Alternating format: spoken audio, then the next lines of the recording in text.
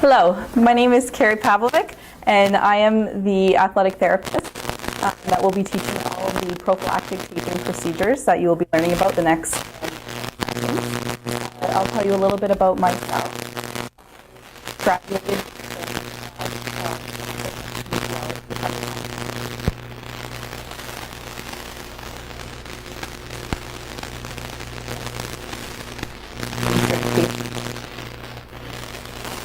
my entire studies, all I'm doing is a lot of field work. And that field work is doing tons of taping, as well as all of our emergency procedures and our injury assessment and rehabilitation.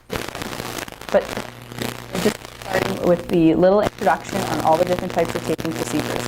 Taping has become very popular now that athletic therapy has grown as a career, and sports teams and high schools all the way up to professional level have understood the importance of having athletic therapists and doing tape.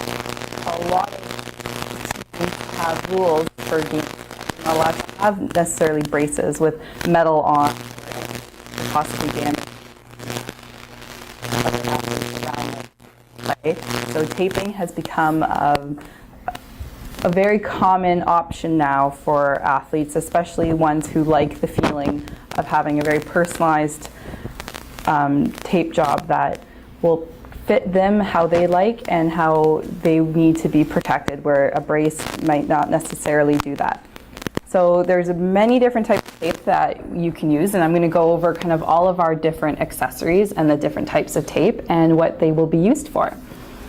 This tape is called zinc oxide. This is the most commonly used tape. It often comes in white, but there's many different brands. It is very easy to rip. It takes a little bit of a practice, but what you need to do is to grip it with your two fingers and you can tear it.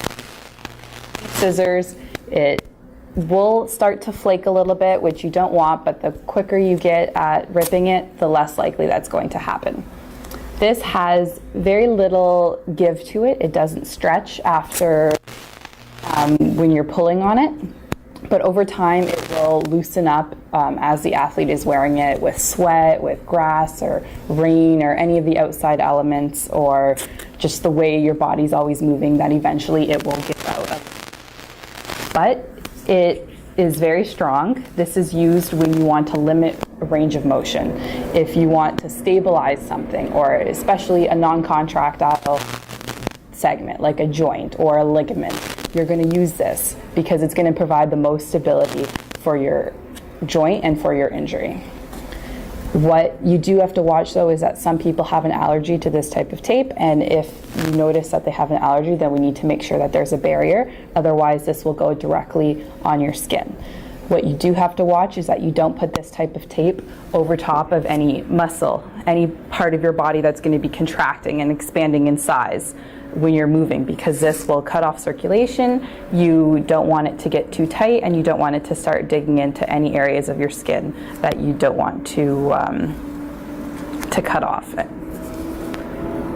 Now the other type of tape is called ultralight. As you can see, it is very stretchy. There's a lot of elasticity to it, and there is some give. You can take it all out, all of the stretch, but it still has a little bit of looseness. It is a little bit more clear. You see a bit more porosity in it, and it again is very easy to tape, and you should be able to tape it with just your to rip it with just your fingers.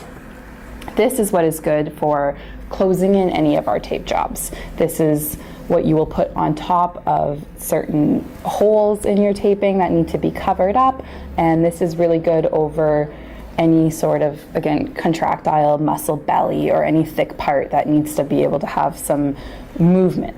There's very little stability with this tape. You're not going to use this if you're trying to restrict any motion or restrict excessive movement at all, or if you were trying to close in something completely, you might not want to use this tape because, again, like we said, there's very little stability provided in it. This is more as a finishing off strip to make your tape job look neat, cover up any loose ends, or we're also going to use this over tensor bandages.